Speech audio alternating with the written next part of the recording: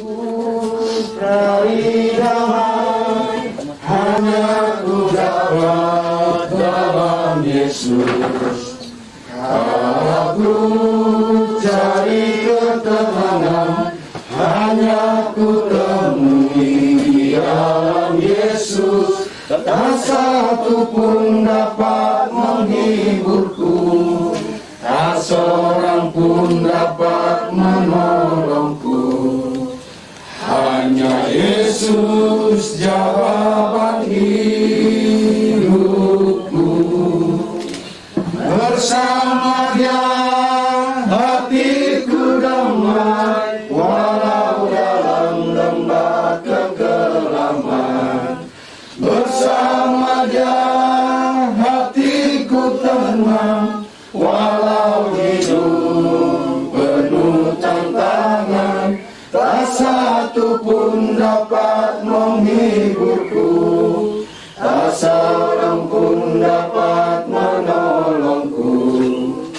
Hanya Yesus jawaban hidupku. Saudara-saudara yang terkasih, marilah kita menyiapkan hati dan pikiran kita bersatu dalam kegiatan Kosri ini, dan izinkan saya memimpin Kosri dan Putra dan Roh Kudus. Amin. Semoga Allah Bapa menghibur kita dengan belas kasih-Nya. Semoga Putranya menerangi kita dengan sabdanya, dan semoga Roh Kudus mempersatukan kita sekalian sekarang dan selama-lamanya. Ibu Bapa, saudara-saudari, pada saat ini kita semua terpanggil dan hadir di keluarga Bohon Mawikere. Kehadiran kita membawa suatu nilai arti. Yang pertama, kebersamaan. Kita dalam kebersamaan kita memberi dukungan, kekuatan iman kepada keluarga yang sekarang lagi bersedih atau berduka karena ibu rumah tangga dan juga sekaligus istri, mama juga dari 2 orang anak beberapa hari yang lalu dipanggil Tuhan kembali ke pangkuannya. Kita di sini memberi kekuatan kepada keluarga dan juga kita mendoakan arwah almarhumah agar beliau boleh masuk dalam kebahagiaan surgawi sesuai dengan janji yang telah disampaikan oleh Tuhan Yesus.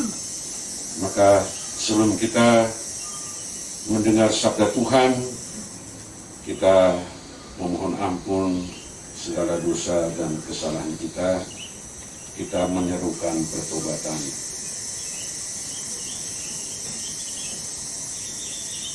Saya mengaku kepada Allah yang Maha Kuasa dan kepada saudara sekalian bahwa saya telah berdosa dengan pikiran, perkataan, dengan perbuatan dan kelalaian.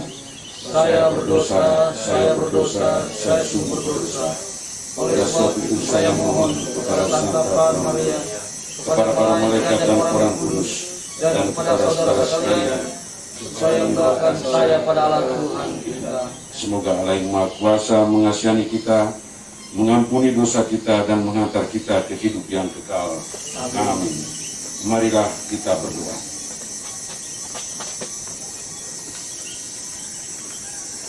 Bapa yang Maha Rahim, Engkau telah memanggil hamba-Mu, Ibu Mevi, dari dunia ini. Terimalah dia dalam kerajaan-Mu yang penuh damai, dan gabungkanlah dia pada persatuan para kudus yang telah Kau tebus dengan darah Putra-Mu Yesus Kristus.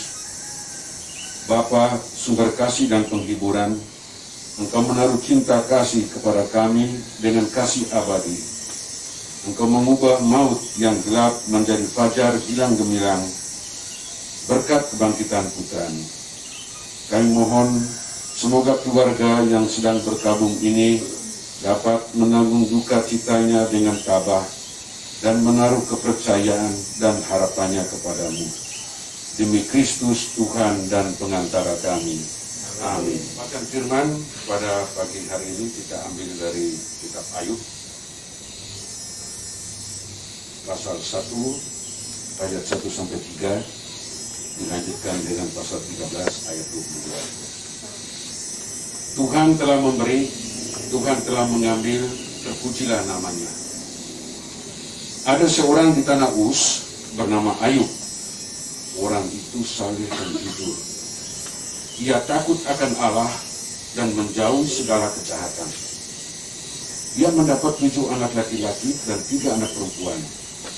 Ia memiliki 7.000 ekor kambing domba, 3.000 ekor unta, 500 pasang lembu, 500 keledai betina, dan budak-budak dalam jumlah yang sangat besar. Sehingga orang itu adalah orang yang terkaya dari semua orang yang ada di sebelah timur. Pada suatu hari, ketika anak-anak Ayub minum anggur di rumah saudara mereka yang sulung, datanglah seorang pesuruh kepada Ayub dan berkata, sedang lembu sapi membacak dan keledai-keledai betina merumput di sebelahnya, datanglah orang-orang Sheba menyerang dan merampasnya dan memukul penjaganya dengan mata pedang. Hanya saya sendiri yang luput sehingga dapat memberitahukan hal ini kepada Tuhan. Sementara orang itu berbicara, datanglah orang lain dan berkata, api telah menyambar dari langit dan membakar serta memakan habis kambing domba dan penjaga-penjaga. Hanya saya sendiri yang luput sehingga dapat memberitahukan hal ini kepada Tuhan. Sementara orang ini berbicara, datang lagi orang lain dan berkata, orang-orang Kasdim membentuk 3 pasukan, lalu menyerbu unta-unta dan merampasnya, serta memukul para penjaga dengan mata pedang. Hanya saya sendiri yang luput sehingga dapat memberitahukan hal ini kepada Tuhan. Sementara orang itu berbicara, datang lagi orang lain dan berkata, anak-anak Tuhan sedang makan dan minum anggur di rumah saudara mereka yang sulung. Maka tiba-tiba angin ribut bertiup dari seberang padang gurun dan melanda rumah itu pada keempat penjurunya. Maka rumah itu roboh menimpa orang-orang muda itu sehingga mereka meninggal semuanya. Hanya saya sendiri yang luput sehingga dapat memberitahukan hal itu kepada Tuhan. Maka berdirilah Ayub lalu mengoyak jubahnya dan mencukur kepalanya. Kemudian sujudlah ia dan menyembah. Katanya, dengan telanjang aku keluar dari rahim ibuku, dan dengan telanjang pula aku akan kembali ke rahim ibu pertiwi. Tuhan telah memberi, Tuhan telah mengambil, seturut kehendak Tuhan semuanya itu terjadi. Terpujilah namanya. Dalam kesemuanya itu Ayub tidak berbuat dosa dan tidak menuduh Allah. Demikianlah sabda Tuhan. Syukur. Kita membawa pujian. Saya mengundang para bapak-bapak dari lintas gereja untuk tampil ke depan membawakan puji-pujian. Hidup ini adalah kesempatan. Hidup ini untuk melayani Tuhan. Jangan sia-siakan waktu yang